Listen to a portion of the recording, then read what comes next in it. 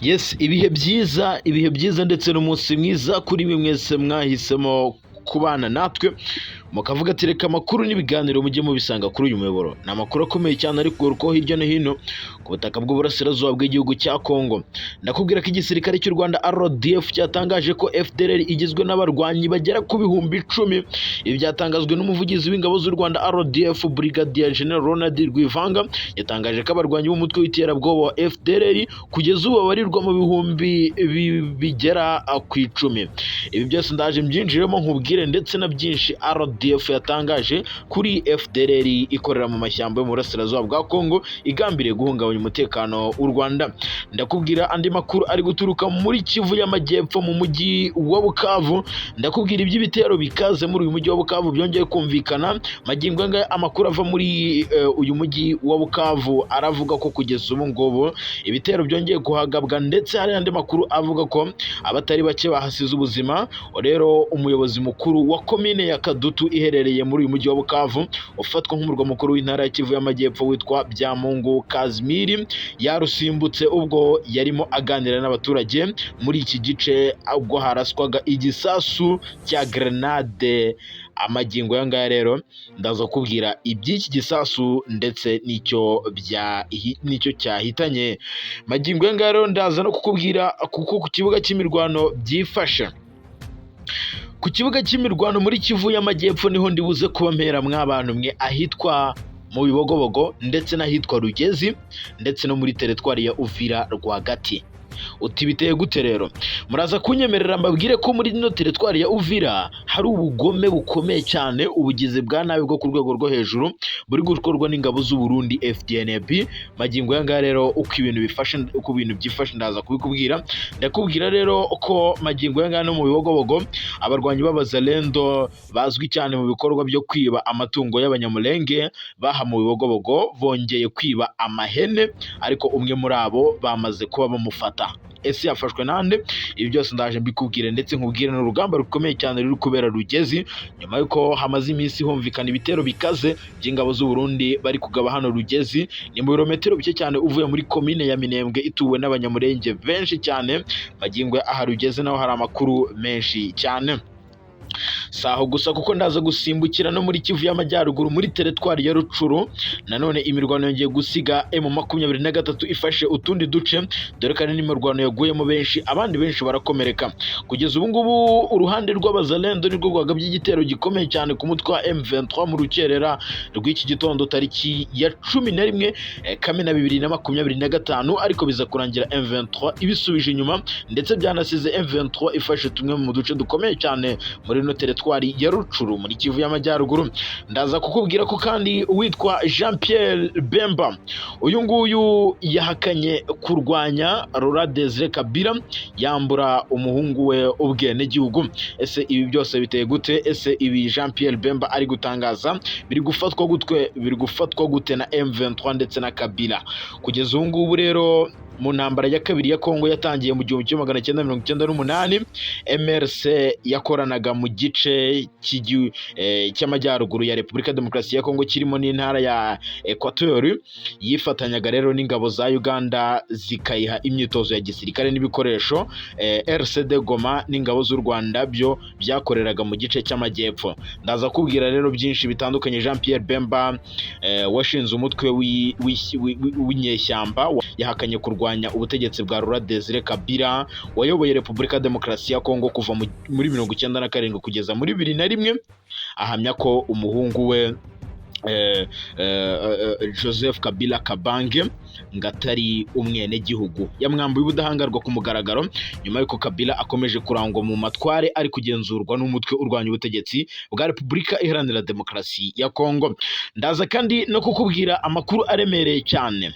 Magingo yangaya hano mu mujyi wa Bukavu nanone hari inkuru yari insimbutse nari ngiye ntababwiye ndibuze kuba ninjiramo nayo. Mu mujyi wa Bukavu hamaze kugeza ubu ngubu hamaze kugaragazwa ko hamaze gufatwa intwaro cyangwa imbunda 189 nizo zimaze gutangwa n'abaturage ku bushake nyuma y'uko FARDC ihunze uyu mujyi basize banyanyagije intwaro mu baturage.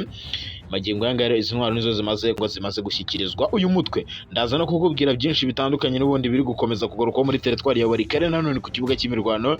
Ibintu bikomeje kugenda bihindura isura, ibintu byakomeye. M23 ishaka gufata centre ya Walikale ikarushaho kugira umutuzo muri bino bice, kuko idafite centre ya Walikale ikomeje kuraswaho mu buryo buremereye cyane. Ibi bikomeje no kuyitera impungenge z'uko isaha ku isaha ishobora no kwirukanwa mu bice nabyo imaze iminsi yarigaruriye, kuko centre ya Walikale niho huzuye abarwanyi benshi b'abazalendo ndetse n'aba FDLR. 5 reka mbahereze ikaze nanabasabe gukora subscribe ngo mutarayikora, kugira ngo tujye tubana mu makuru n'ibiganiro tubategurira kuri uyu muyoboro 5 nitwe tubagezaho amakuru ya mbere yizewe acukumbuye kandi aturutse ku isoko. Njye ndisanze Fredge ari muri akantu ku kandi, ikaze. Reka munyemerere mpere ku byatangajwe n'igisirikare cy'u Rwanda RDF binyuze mu muvugizi wacyo Brigadier General Ronald Rwivanga. Yatangaje ko FDLR igizwe n'abarwanyi bagera ku bihumbi 10. Umuvugizi w'ingabo z'u Rwanda RDF Brigadier General Ronald Rwivanga yatangaje ko abarwanyi b'umutwe w'iterabwoba wa FDLR kuri ubu barirwa hagati y'ibihumbi 7 n'ibihumbi 10. Ni imibare igaragaza ko uyu mutwe ukiriho nubwo ubutegetsi bwa Repubulika Demokarasi ya Kongo hashize iminsi uvuga ko uyu mutwe utagifite ingufu ndetse utagiteye ikibazo. Ronald Rwivanga yabwiye ikinyamakuru igihe.com ko abarwanyi ba FDLR bari hagati y'ibihumbi 7 n'ibihumbi 10 kandi bivanga mu baturage iteka ryose iyo bagabweho igitero. Yakomeje avuga ko babarizwa mu bice bitandukanye byo muri Kivu y'Amajyaruguru mu burasirazuba bwa Repubulika Demokarasi ya Kongo ndetse no muri Kivu y'Amajyepfo ndetse no mu ishyamba rya Kibira mu gihugu cy'u Burundi. Abo muri Kivu y'Amajyaruguru nibo bagira uruhare mu guhungabanya umutekano mu bice byo muri Kivu y'Amajyaruguru mu burasirazuba bwa Kongo, ni nabo baza guhungabanya umutekano mu burengerazuba bw'u Rwanda. Ni mu gihe mu ishyamba rya Kibira ryakunze kwifashishwa n'aba barwanyi ba FDLR n'abashaka guhungabanya umutekano w'u Rwanda baturutse muri iyi shyamba mu gihugu cy'u Burundi. Muri 2021 abarwanyi 15 ba FRN bateye mu murenge wa Bweyeye muri Rusizi baturutse mu iri shyamba rya Kibira baza kugwa muri ambushi ingabo z'u Rwanda RDF, bamwe bararaswa abandi barahunga. Hari nyuma kandi hari nyuma y'iminsi mike yari yabanje aba barwanyi bari bateze imodoka muri aka gace, ni mu bitero byanapfiriyemo inzirakarengane z'abasivili. Brigadier General Ronald Rwivanga yavuze ko FDLR yahungabanyije umutekano w'igihugu cy'u Rwanda mu myaka myinshi ishize, ndetse kuva muri 2022 yagiye igaba ibitero simusiga mu Kinigi ndetse no mu karere ka Rubavu.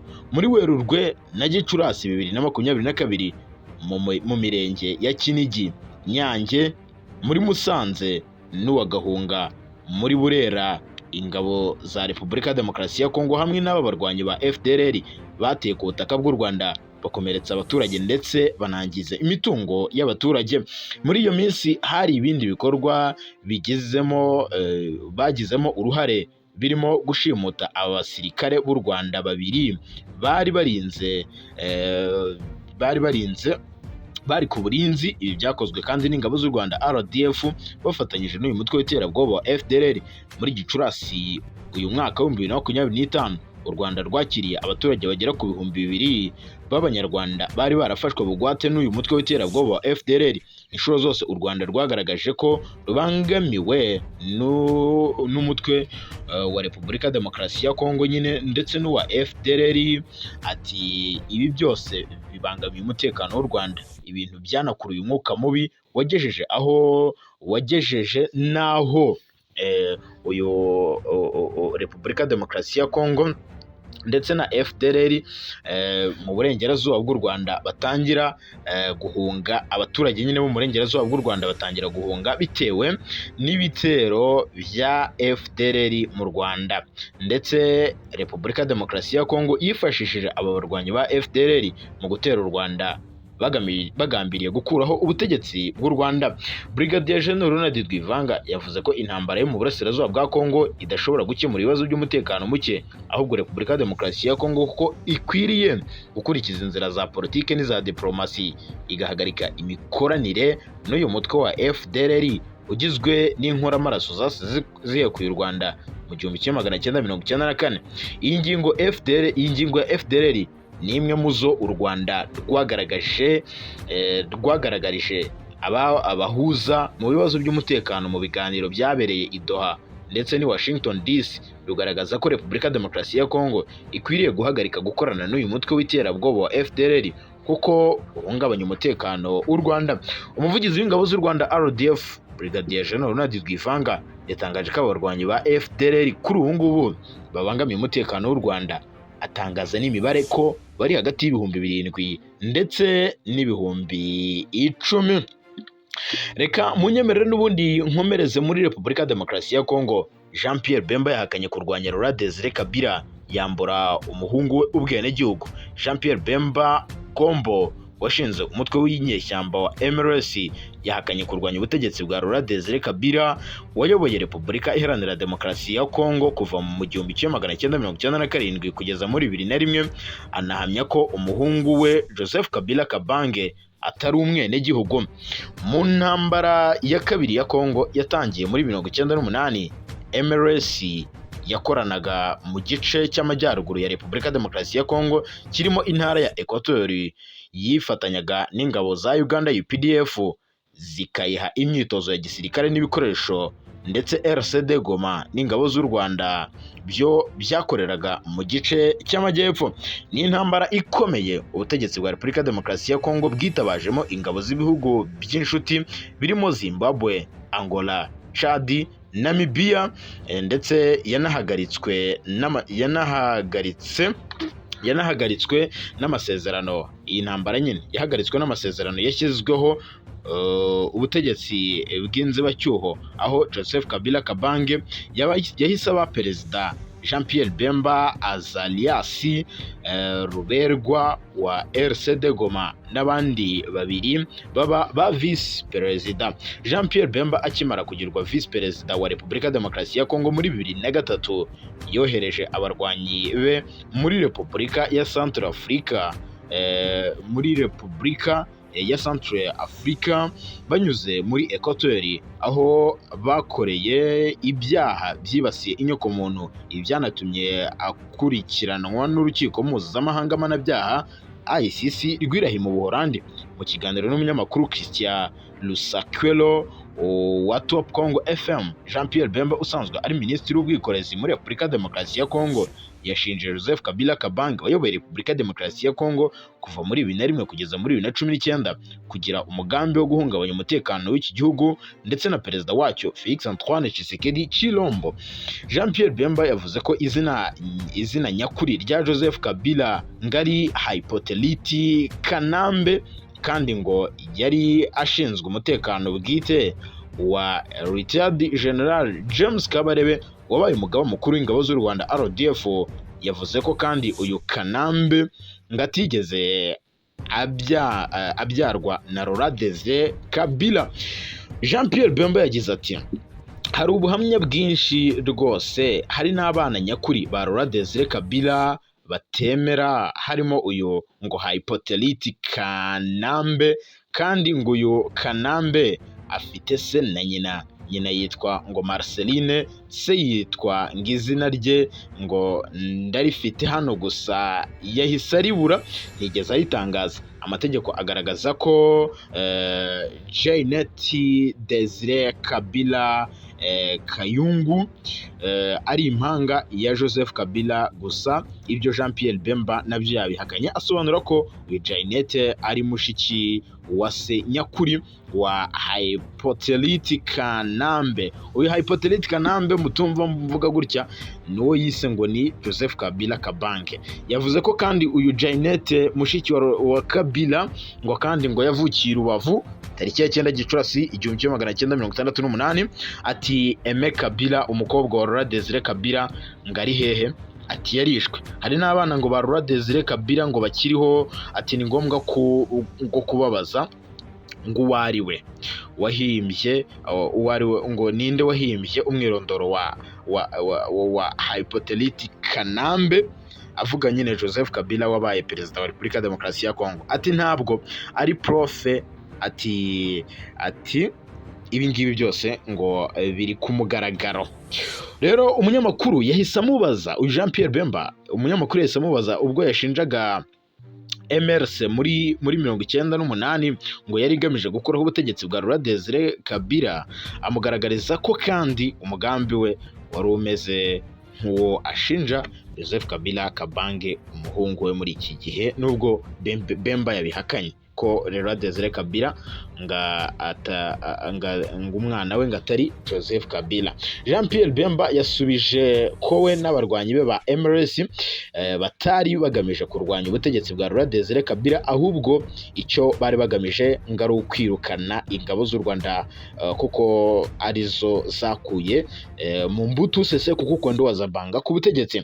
Jean Pierre Bemba yasubije agira ati Perezida Felix Antoine Tshisekedi Tshilombo arwanya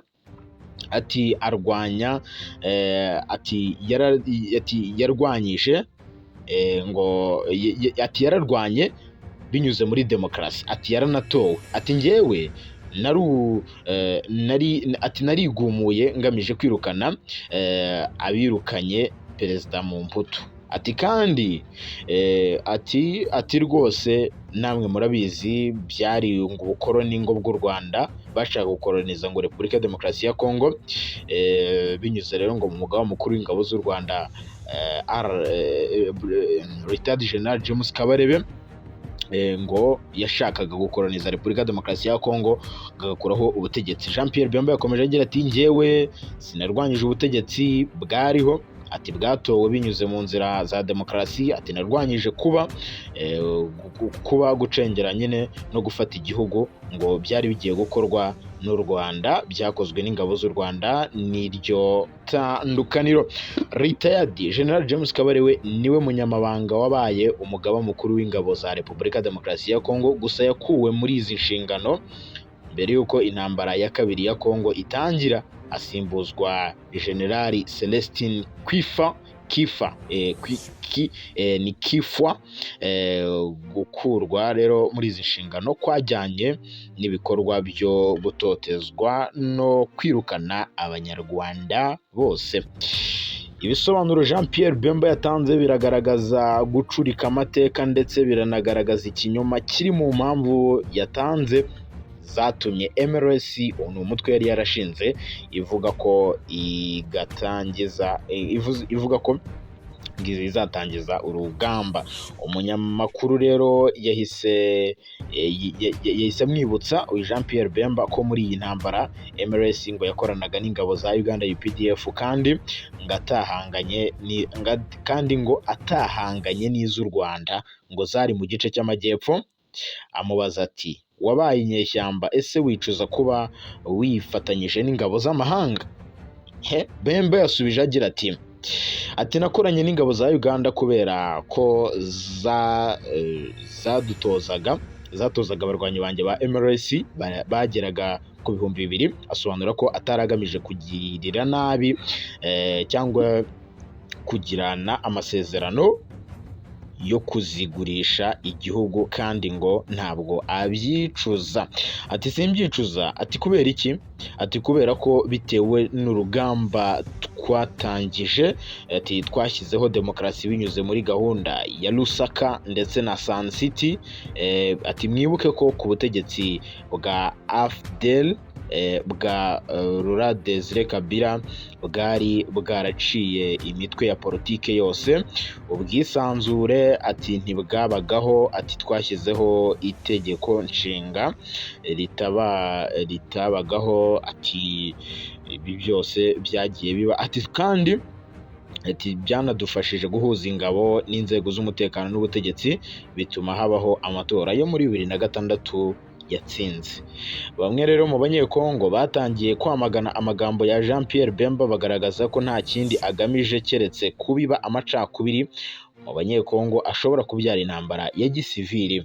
Uwitwa Claude Lubaya wabaye umudepite w'inteko nshingamategeko ya Repubulika ya Demokarasi ya Kongo yagize ati Minisitiri Jean Pierre Bemba yagarukanye amagambo mabi, ati nisubiramo ry'amateka. Yagize ati nkaho akunda igihugu, nkaho yakunze igihugu, ashyize imbere umugambi wo guteza intambara ihoraho y'abasivili hagati y'abanyekongo ishingiye ku nkomoko n'ibitekerezo koko. Jean Pierre Bemba rero yatangiye gukorana n'ubutegetsi bwa Perezida Felix Antoine Tshisekedi Tshilombo muri 2020 ubwo hashingwaga ihuriro rya Union Secret riyobowe na guverinoma mbere yo gushyira ishyaka rye riri mu ihuriro yahozemo rya Lamuka rirwanya ubutegetsi. Mu mpera rero za 2023 nibwo yatangiye kwibasira cyane abatavuga rumwe n'ubutegetsi barimo na Moise Katumbi Chapwe bakoranye ubwo rero abakandida biyamamarizaga kuyobora Repubulika Iharanira Demokarasi ya Kongo. Bemba yanavuze ko rero ngatarwanyije ubutegetsi bwa Laurent Desire Kabila, ariko amateka akagaragaza ko ibi bitandukanye n'ibyo we avuga. Muranabyuka ko uyu mugabo amaze iminsi ashinja Joseph Kabila Kabange ngo kuba ashaka kwica Perezida Felix Antoine Tshisekedi Tshilombo. Reka munyemerere mve aho ngaho nerekeze ku kibuga cy'imirwano mere mu mujyi wa Bukavu n'umurwa mukuru w'intara ya Kivu y'Amajyepfo mu burasirazuba bwa Repubulika ya Demokarasi ya Kongo.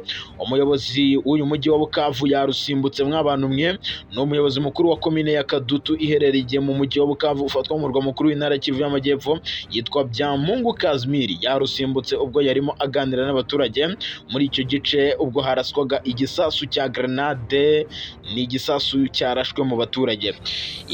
Ku isaha rero y'isa 2 ndetse z'igitondo, byabaye ku munsi w'ejo tariki ya 10 Kamena 2025 nibwo aha mu mujyi wa Bukavu haturikiye igisasu hafi y'ahaberaga inama yari iyobowe na burugumesitiri wa Kadutu washyizweho na AFC M23. Amakuru atugeraho kugeza ubu ngubu aragaragaza ko inama yaberaga kuri Stade de Funu kandi yanabaye igihe cy'isaha n'iminota 30 z'igitondo.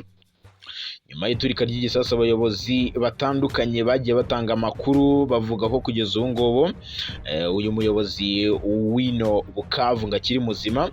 Rero abari inyuma y'iki gikorwa cy'ubugizi bwa nabi bivugwa ko ngari agatsiko k'abakorera mu kwaha kwa Perezida Felix Antoine Tshisekedi bari bagambiriye kwica uyu muyobozi w'intara ya Kivu, uyu muyobozi w'umujyi wa Bukavu ni burugumesitiri.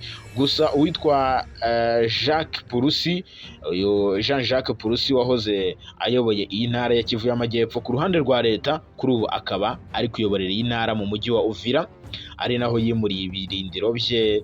We rero ibyo ngo nibyo ngari gutegura kugira ngo yambure uyu mujyi wa uyu mujyi nyine uri kugenzurwa na M23 awusubizemo ibiro bye, ndetse yashinjije uyu mutwe wa M23 ngo ibyaha bikomeye cyane ngo bari gukorera muri uyu mujyi.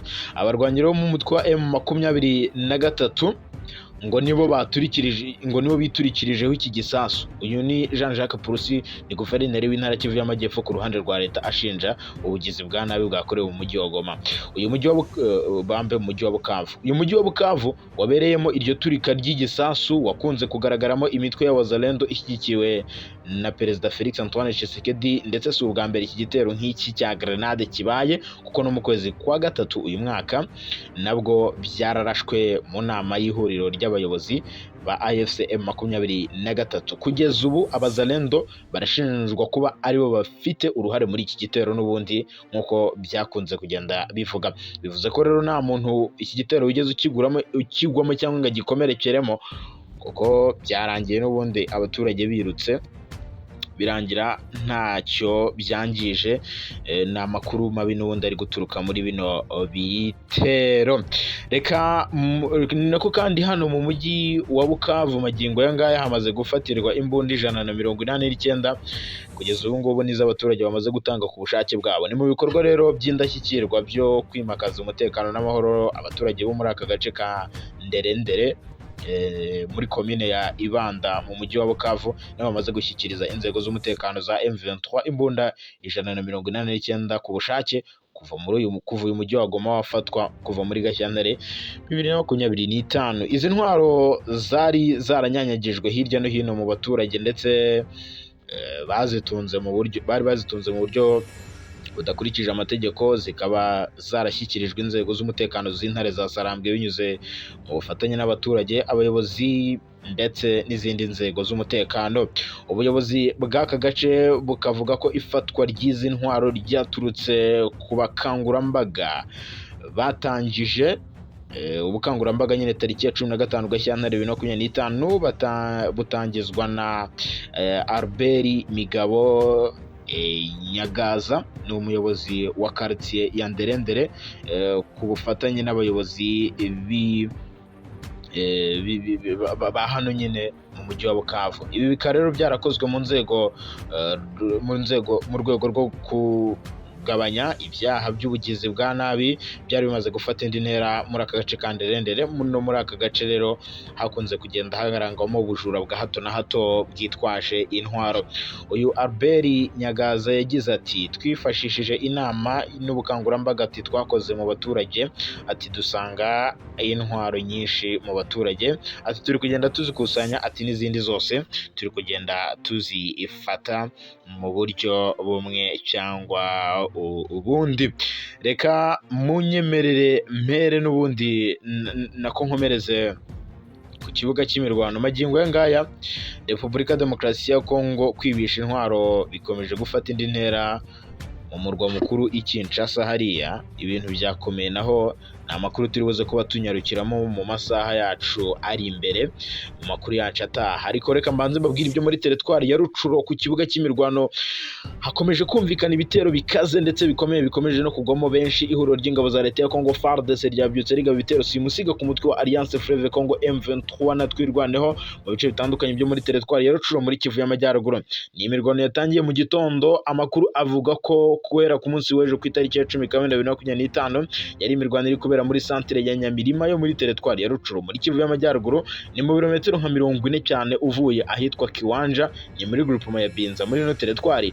Urusaku rw'imbunda ziremereye cyane ndetse n'izoroheje nirwo ruri kumvikana muri ibi bice, ndetse biri no gutera ubwoba bwinshi abaturage kuko bari guhunga ku bwinshi. Kugeza ubu ngubu ubwo bamwe mu bahungiye mu bihuru, abandi bahungira mu bice bitandukanye bitekanye, amakuru aranavuga ko habaye n'indi mirwano ikomeye ariko imara akanya gato, ndetse amakuru aranavuga ko imirwano yatangiye mu rukerera rw'iki gitondo na n'ubu igihari. Urusaku rw'intwaro ziremereye cyane ruracyumvikana muri bino bice.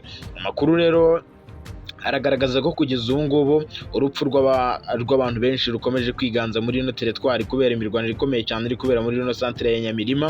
Iyi ni imwe muri centre zikomeye cyane, ikaba ari centre navuga ari centre y'ingenzi cyane kuri ino teritwari ya Rucuro hano muri Kivu ya ruguru. N'ubundi ibitero rero abarwanyi ba M23 bari kugenda babisubiza inyuma, ndetse bari no kugerageza kwigarurira ibice byinshi muri no Rucuro, kuko navuga ko ino teritwari ya Rucuro nubwo hakirangwamo ibitero ariko ibice byinshi biri kugenzurwa n'umutwe wa M23.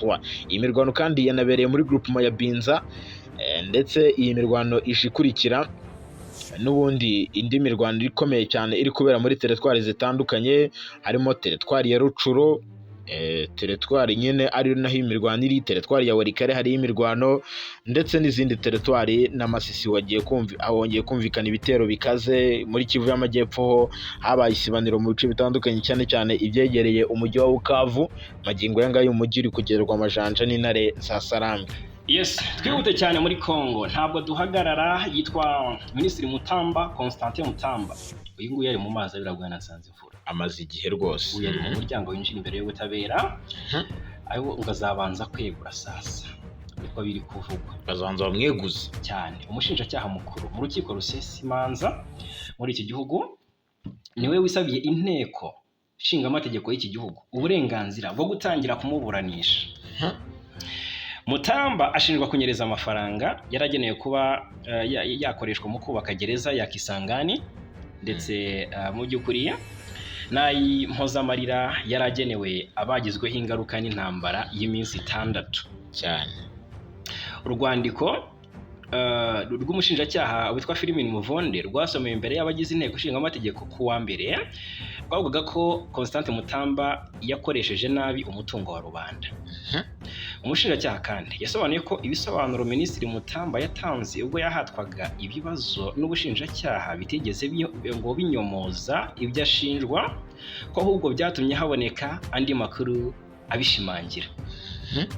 Biteganyijwe ko inteko izasuzuma ubusabe bw'umushinjacyaha nyuma abadepite batore niba Minisitiri Mutamba azaregwa mu rukiko cyangwa se niba dosiye izahagarikwa. Gusa mu gihe abadepite baba bemeje ko akurikiranwa nk'uko bemeje ko ubushinjacyaha bumusaba ibisobanuro, biteganyijwe ko yabanza kwegura mbere yo gutangira kuburanishwa. Mu kwezi gushize ubwo Minisitiri Mutamba yari imbere ya komisiyo yihariye yari ishinzwe gusuzuma dosiye ye, yemeje ko cyangwa se yemeye ko miliyoni koko 19 z'amadolari y'Amerika ashinjwa kunyereza zayoberejwe kuri konti y'ikigo cya Baringa, abisabira imbabazi.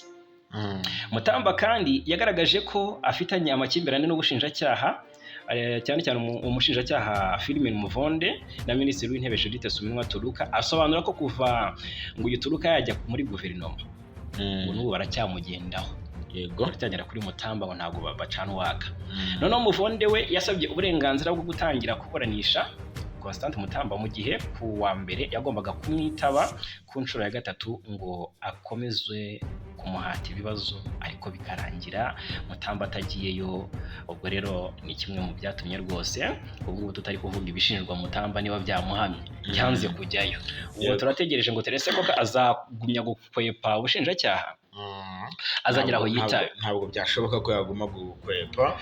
Yes, guverinoma y'u Rwanda yashimangiye ko ngo yafashe icyemezo cyo kuva mu muryango w'ubukungu w'ibihugu byo muri Afurika yo hagati CEEAC cyangwa se ECAS, kuko ngo ibihugu biwugize ngo byawukoresheje nabi bigamije kubangamira u Rwanda hamwe no kuba Repubulika ya Demokarasi ya Kongo yarishe ku mugaragaro amahame n'amategeko y'uyu muryango igamije kwanduza isura y'u Rwanda ndetse no kurushotora.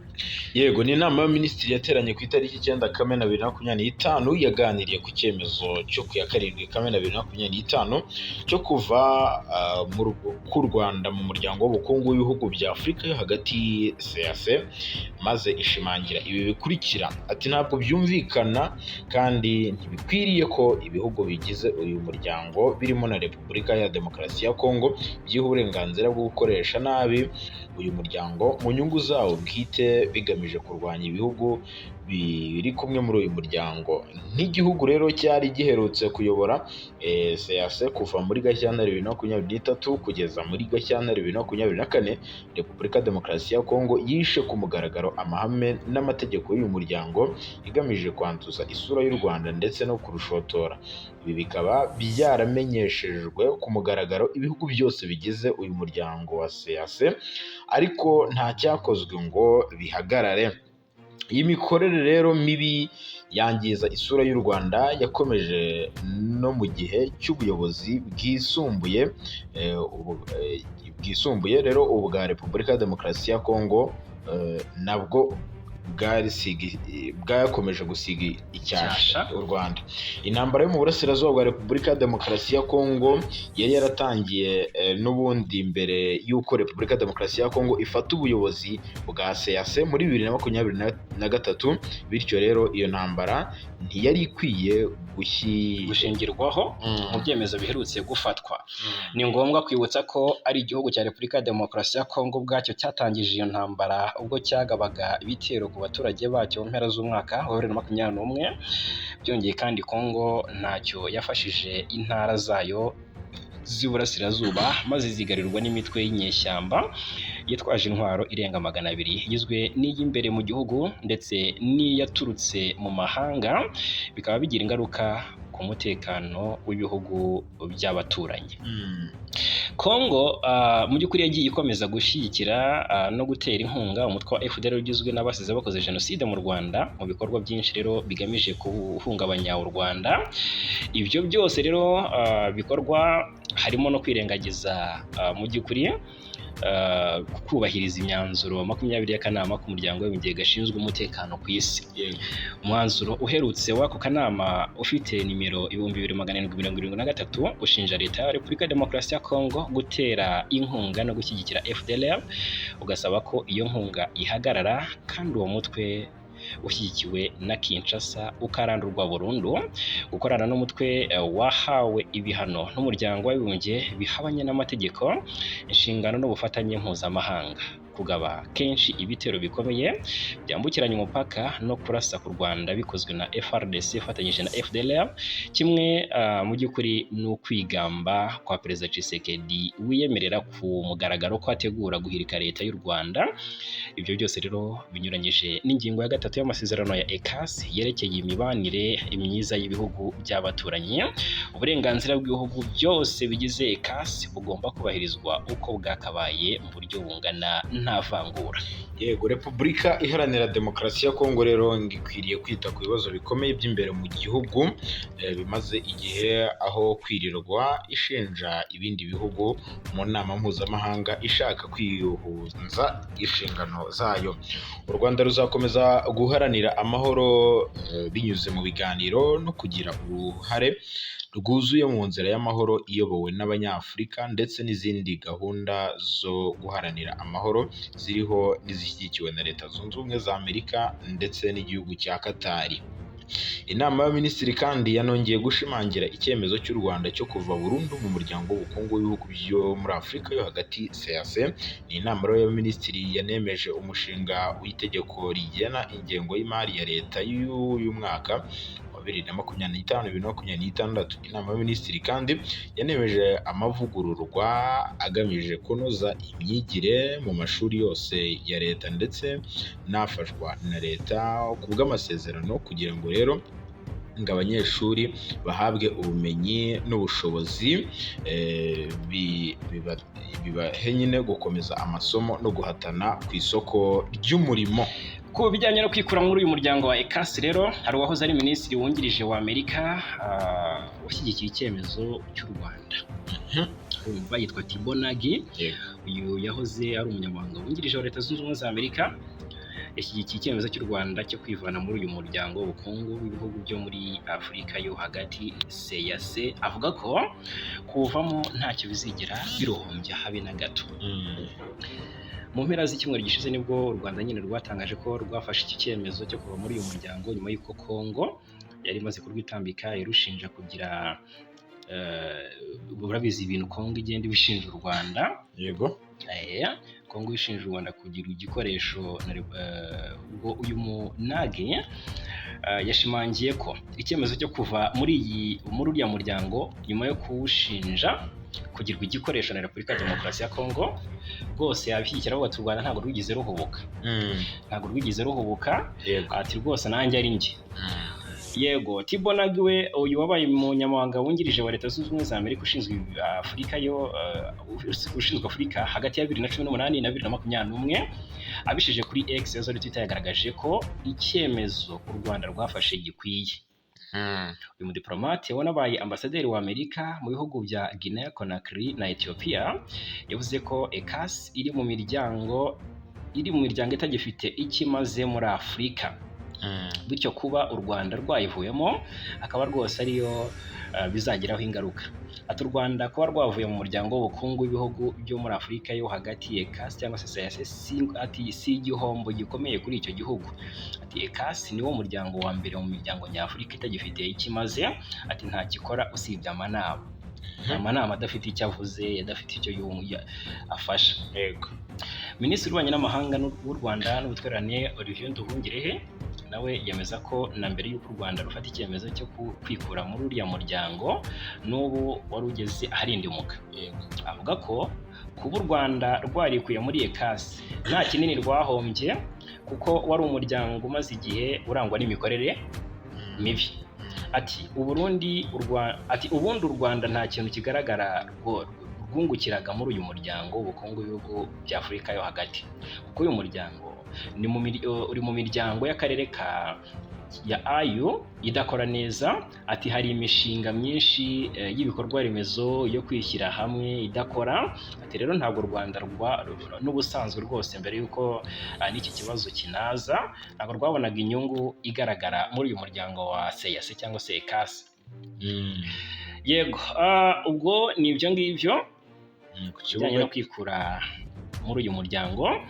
Dukubite tubangura tunyarukire ku kibuga cy'imirwano duhere Rucuru, naho ngo rwose habayeho gukozanya hagati ya M23 na FDL ifatanyije na Wazalendo, ngo yari imirwano ikaze bwana Nsanzimfura. Yego rero amakuru atugeraho kugeza ubu ngubu aravuga ko imirwano yatangiye ku itariki 9 Kamena 2025 mu mujyi wa Nyamilima, ni mu birometero 40 uvuye ahitwa Kiwanja, ni muri groupement ya Binza muri teritwari ya Rucuru muri Kivu y'Amajyaruguru.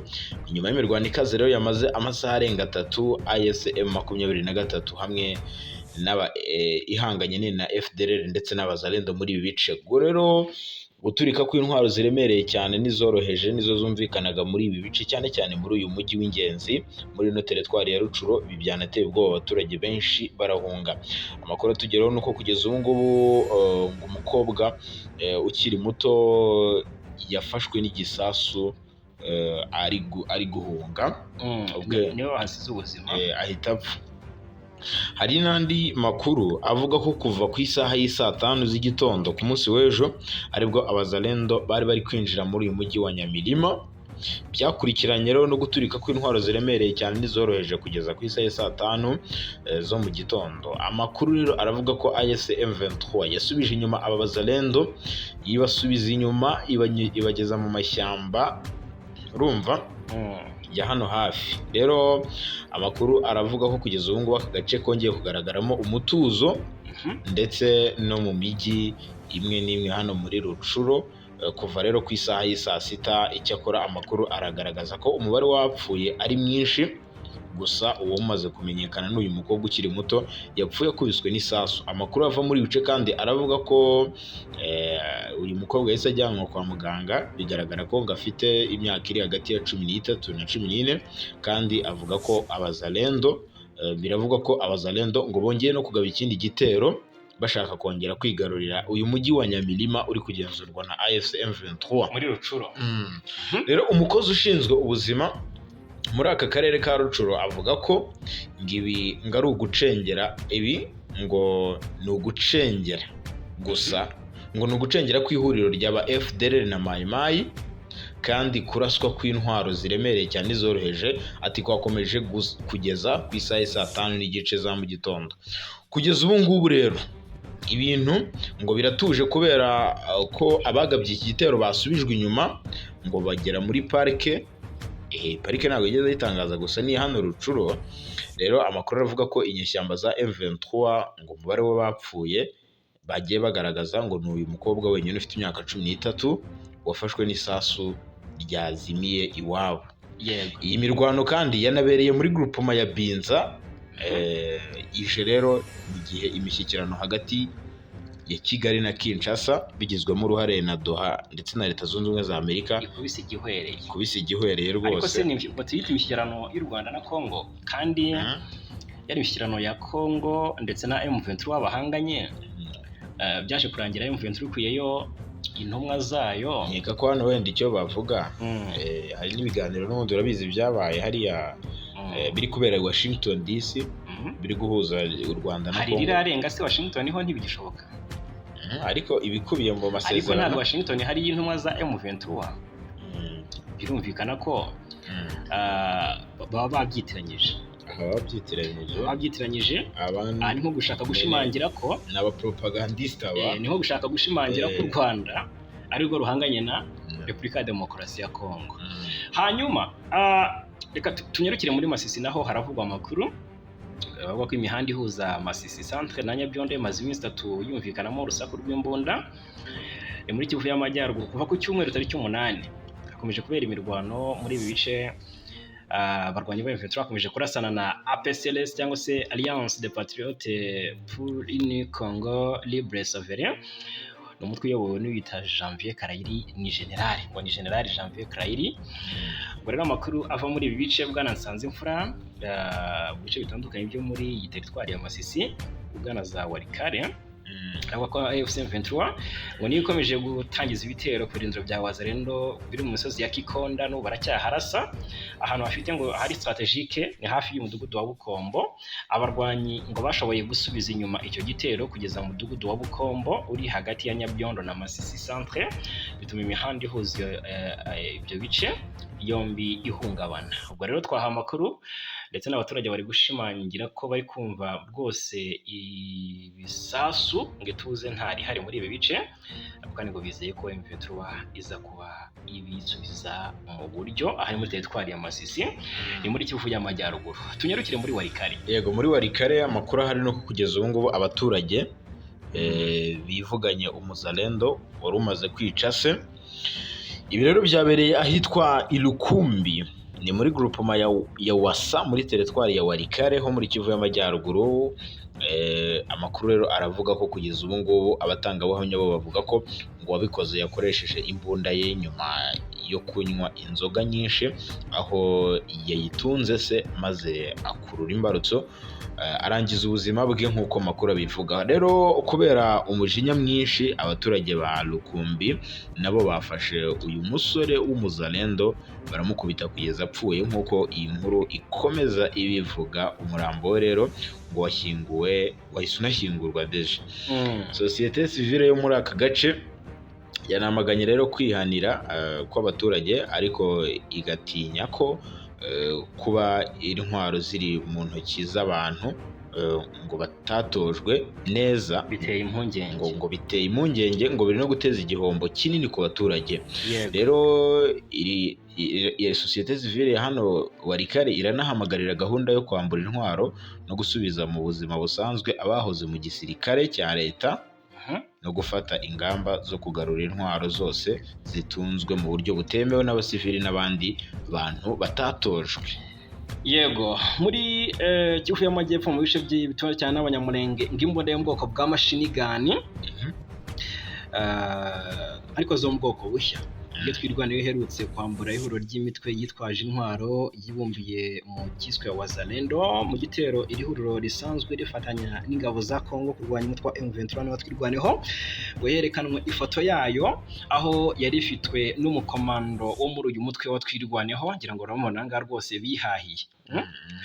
Noneho rero n'ubutumwa twanahawe burimo n'ubw'amashusho twahawe na bamwe mu barwanyi b'uyu mutwe watwirwaneho baherereye mu Rurambo, aho bafatiye iyi mbunda mu gitero bari bagabweho na Wazalendo. Ubutumwa baduhaye rero buherekeza ifoto igaragaza iriya mbunda bugira buti: iki gikoresho nicyo twafashe mu gitero twakubwiraga mu gitero ati iki gikoresho nicyo twafashe mu gitero twakubwiraga giherutse kutugabwaho.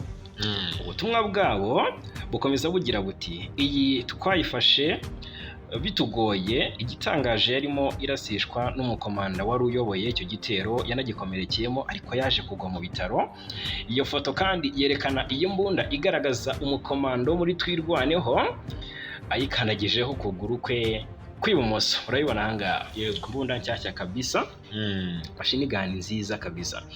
Mu byumweru 3 bishize nibwo aha mu Rurambo Wazalendo bahagabye igitero, birangira twirwaneho yakigabweho ibambuye ririya huriro, iriya ntwaro iri mu zikaze cyane ku ntambara yo ku butaka, ndetse kandi ikabaheramo n'isomo rikomeye, kuko kuva icyo gihe nta kindi gitero rwose kirongera kugabwa muri aka gace, mu gihe mbere yabwo ibitero bya Wazalendo byakagabwagamo byari umusubirizo. Yes, nyuma y'ifatwa ry'iyi ntwaro amakuru avuga ko Wazalendo bahise bata ibirindiro byabo 3 bahungira mu mashyamba ari mu ntera ndende uvuye muri iki gice cya Rurambo. Ibirindiro bataye rero ngo hari ibyari hano mu Majaga, Nyankware n'ibyari ahitwa mu mazi.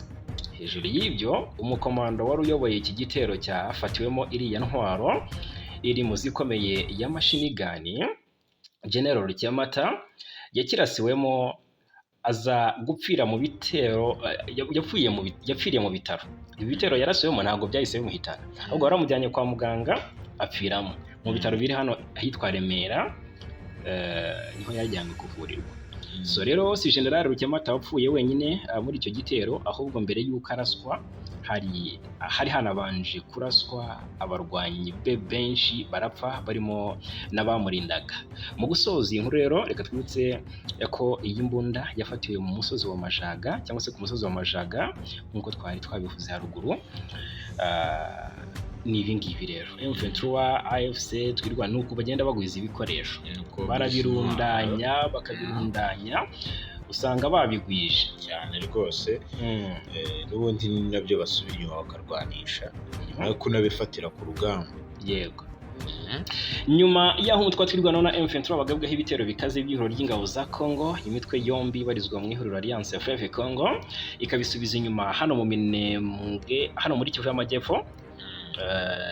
Uko byari byifashe ubuhamya bari gutanga ubwo n'abatuye muri ibi bice buragaragaza ko ari imirwano deja yabaye tariki 9 amanywa yose, ariko byaje kurangira, urumva byaje kurangira abazarendo bagera kuri 11 bahaguye hano mu Rugezi. Twari twabigarutse twavuze kuri iyi mirwano, ariko abazarendo 11 nibo baguye. Rero uwishe ntaririrwa. Ari ibitero bikaze hano ku musozi wo kwa Didasi rwose baraharasaniye hapfira y'abazarendo, ni naho baguye 11 no ku bitaro ugana ngo hahoze ari kwa Sabune. Yego ntago biba byoroshye ahangaha muri Kivu y'Amajyepfo wa muntu we, ibice bitandukanye biracyumvikanamo imirwano, birumvikana ko rero ibintu biba bitoroshye. Hanyuma rero Congo Brazzaville yatse u Rwanda ubutaka yari yararuhaye. Yego, magingo y'aho guverinoma ya Congo Brazzaville yemeje ko yamaze gusesa amasezerano yerekeye ubutaka yari yaratije u Rwanda nyuma y'uko abashoramari bagombaga kuwubyaza umusaruro bananiwe kubahiriza ibyari bikubiye muri aya masezerano. Ku ya 12 Mata 2022 nibwo perezida w'u Rwanda Paul Kagame yarimo agirira uruzinduko rw'akazi muri Congo Brazzaville. Nibwo rero amasezerano yari yerekeye buriya butaka yanasinywe. N'amasezerano icyo gihe leta ya Congo Brazzaville yari yarasinyanye na sosiyete yo muri iki gihugu yitwa Massfield Venture Limited Congo. Ni Massfield Ventures Limited Congo, yego, cyangwa MVL, isanzwe bamo n'abashoramari b'Abanyarwanda. Yego, muri mu masezerano yari yarasinywe harimo kuba yarimo nyine n'ubutaka bwagombaga kwifashishwa mu guhinga ibibonobono no kugira ngo imbuto zabyo zizanwe ku isoko ndetse zizavemo n'amavuta akoreshwa mu binyabiziga kandi adahungabanya ikirere. Leta ya Congo Brazzaville yari yemeje ko igiye gutiza sosiyete ya MVL Congo ubutaka bungana na hegitari 150 bwo guhingamo icyo gihingwa, ikaba yaragombaga kuzabukoresha mu myaka 30 iri imbere. Hari n'andi makuru avuga ko kugeza ubu ngubu ubutaka bungana na hegitari 115 nabwo ngo bwari bwaratijwe na sosiyete yitwa Eneveco ifite ubuzima gatozi bwa Congo Brazzaville ikorera nyine muri MVL, bwo ku butaka bwagombaga rero gukorwaho imishinga igamije guteza imbere ubuhinzi ndetse n'ubworozi. Guverinoma ya Congo Brazzaville biciye mu muvugizi wayo Thierry Lezini Mungwala iherutse rero kwemeza ko aya masezerano yerekeye buriya butaka yamaze guseswa. Yagize ati, muribuka inkuru yamamaye y'ubutaka bw'u Rwanda, kutavuga rumwe rero na kutavuga rumwe urumva ngo amacandwe wino amacandwe na wino yateje. Yagize ati, muribuka inkuru yamamaye y'ubutaka bw'u Rwanda, ukutavuga rumwe amacandwe na wino yateje. Atari ko se kuki mutibaza nyuma icyaje kuyikurikira, icyakurikiyeho n'iki, kubera iki itakiganirwaho? No kubera ko dosiye yamaze gufungwa yafunzwe kubera iki? Minisitiri w'Intebe mu bihe bitandukanye yagiye avuga ko impushya zo gukoresha buriya butaka zari impushya z'agateganyo zishingiye kuri za sosiyete zo mu Rwanda zarebwaga no kubukoreraho imishinga cyangwa se ibikorwa bitandukanye. Minisitiri Mungala yakomeje asobanura ko icyemezo cyo gusesa ariya masezerano gishingiye ku kuba abashoramari b'Abanyarwanda barananiwe kubahiriza ibyari bikubiye mu masezerano yerekeye buriya butaka, birimo kuba baragombaga kuba batangiye kububyaza umusaruro bitarenze mu kwezi k'Ukuboza 2024. Yavuze kandi ko mbere y'uko ariya masezerano aseswa, sosiyete zo mu Rwanda zari zaratijwe buriya butaka zabimenyeshejwe. Ati twari dufite tariki ya 8 Ukuboza nka nyirantarengwa, ariko mwumve ko rwose tariki ya 8 Ukuboza yageze nta gisubizo cyiza cyangwa se cyo guhozaho turabona kuri sosiyete zarebwaga n'ubutaka. Byatumye umunyamabanga wa leta ushinzwe ibijyanye n'ubutaka Mabiala wari waratanze uburenganzira mu izina rya guverinoma amenyesha abafatanyabikorwa ko amasezerano yasheshwe. Magingo anga rero dosiye y'ubutaka bwiswe ubw'u Rwanda yarafunzwe kubera ko abafatanyabikorwa bigenga barebwaga nabwo bari bananiwe kubahiriza ibisabwa muri aya masezerano. Rero yahise asheshwa nyuma ye rero tariki ya 8 Ukuboza biciye mu ibaruwa y'umunyamabanga wa leta witwa Mabiala yandikiye sosiyete. Ibi rero byarebwaga n'izina rya guverinoma. Congo Brazzaville yasheshe aya masezerano yerekeye buriya butaka mu gihe kuva ubwo yasinywaga leta y'iki gihugu yagiye yotsa igitutu n'abiganjemo abatavuga rumwe nayo bayishinja kugurisha u Rwanda. Nko muri Gicurasi 2024, Dave Mafoula uri mu bafatanye mu matora y'umukuru w'igihugu muri 2021 ari mu bahatanye mu matora. Yego, ari mu bahatanye mu matora. Yego, yasabye rero abaturage kwirara mu muhanda bakajya mu myigaragambyo kuko yavugaga ko hari hegitari 11 igihugu cyabo cyagurishije u Rwanda ku mafaranga y'intica ntikize. Yego, abandi rero banyapolitike bavugaga ko leta ya Congo Brazzaville ngo yagurishije abanyarwanda ubutaka buruta ngo u Rwanda rwose. Ati abandi bakavuga ko u Rwanda kuba rwarabuhawe ari ukugira ngo bujye bufasha igisirikare cyarwo, bityo ko ngo ruzatere Repubulika Iharanira Demokarasi ya Kongo buturutse aho ngaho. Yes, hanyuma umutwe w'iterabwoba wa Al-Shabaab urwanya ubutegetsi bwo muri Somalia watangaje ko ari wo wateye igisasu gishwanyaguza akajugujugu y'igisirikare cy'u Burundi yo mu bwoko bwa Bell 412. Urabizi ku munsi wo kuwa mbere tariki 9 hiyo havugwa inkuru ayuko akajugujugu y'ingabo z'u Burundi yarashwe n'inyeshyamba. Noneho bakibaza batese ni muri Kongo. Byagenze biti rero byabereye mu gihugu cya Somalia nk'uko Al-Shabaab yabigaragaje, nuko iri akajugujugu yarasiwe hafi y'ibirindiro by'iki gisirikare cy'u Burundi biri ahitwa Mido Shabelle. Isobanura kandi ko kajugujugu y'igisirikare cy'u Burundi yahanuye ko yari ifite nimero AUO-012. Uburundi rero busanzwe bufite igisirikare, bufite abasirikare babwo muri Somalia mu butumwa buzwi nka AUSOM. Ni ubutumwa izi ngabo zahawe n'umuryango wa Afurika yunze ubumwe. Ingabo z'u Burundi ziri muri ubwo butumwa zo zatangaje ko kajugujugu yazo yangijwe yarimo kuvana abasirikare bayo bari muri ubwo butumwa bwo kubungabunga amahoro ibavana mu mudugudu wa Hawadle wibasiwe n'umwuzure. Urumva iza guhura n'ikibazo cya tekinike, biba ngombwa ko igwa hafi y'ubutaka bugenzurwa na Al-Shabaab.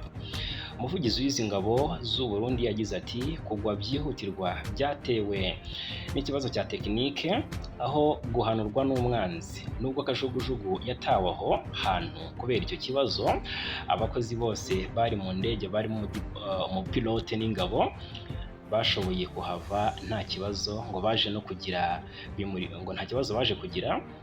Urumva ngo bimurirwa mu kindi kigo cya gisirikare cyari hafi aho. Aba rero bo mu mutwe wa Al-Shabaab baje gufata ibisigazwa by'iriya kajugujugu barabyifotozanya barabirata bagenda bavuga ko bakoze agatendo. Nyuma yo kugwa kwayo bahita babifata amashusho bavuga ko ngo bayirashe irahanuka, biha credit. Intumwa idasanzwe y'agateganyo ya perezida wa komisiyo ya AU muri Somalia urumva yashimye ingabo z'u Burundi ku buryo ngo bihuse kandi bakitwara kinyamwuga muri iki kibazo. Ubundi kandi yashimye umuryango wa Afurika yunze ubumwe ukomeje kwiyemeza gushyigikira Somalia, igihugu gihanganye n'umwuzure ukabije ndetse n'umutekano muke ukomeje guhungabanywa n'imitwe yitwaje intwaro irimo n'uwa Al-Shabaab. Ibi bibaye mu gihe kandi n'umwaka ushize aba barwanyi bo muri Al-Shabaab bafashe kajugujugu y'umuryango w'abibumbye yari itwaye abagabo babiri bo muri Somalia n'abanyamahanga benshi. Iyo ndege yari yahagurutse iva mu mujyi wa Beledweyne rwagati muri Somalia, ariko ihura n'ikibazo nyuma gato bituma igwa byihutirwa hafi y'umudugudu wa Hendia hafi y'akarere ka Garugudu. Aha yagiye rero mu by'ukuri ngo yagiye icyo gihe yaguye icyo gihe hagenzurwaga n'abo barwanyi b'umutwe wa Al-Shabaab, kuko ngo bahise banafata iyi kajugujugu. Gukomeza kwibasira cyangwa se gufata indege zahanwe na Al-Shabaab bigaragaza akaga gakomeje kugaragara mu bikorwa byo kubungabunga amahoro n'ibikorwa by'ubutabazi mu bice bigenzurwa na Al-Shabaab. Ibyabaye kuri Bell 412 y'ingabo z'u Burundi kimwe no gufata akajugujugu y'umuryango w'abibumbye byerekana uburyo ibintu bishobora gufata intera mu turere uyu mutwe w'iterabwoba ukoreramo. Kuba kajugujugu rero igisirikare cy'u Burundi yarafashwe n'uyu muryango byerekana ugusubira inyuma no gutakaza kw'izi ngabo ziri muri ubu butumwa bwa AUSOM. Ubushobozi bwo gufata no kwimakaza ibisigazwa ntibikora gusa nka propaganda y'insinzi gusa, ahubwo binibutsa imbogamizi mu kubungabunga umutekano mu bihe bitoroshye. Ngaye nguko rero reka tubashimire cyane. Gushimire cyane bwana Nsanzimfura Jerimura. Akoze cyane bwana Fagi Kayinamura. Dushimire cyane abakunzi bacu. Amakuru n'ibiganiro byo nakagaruka.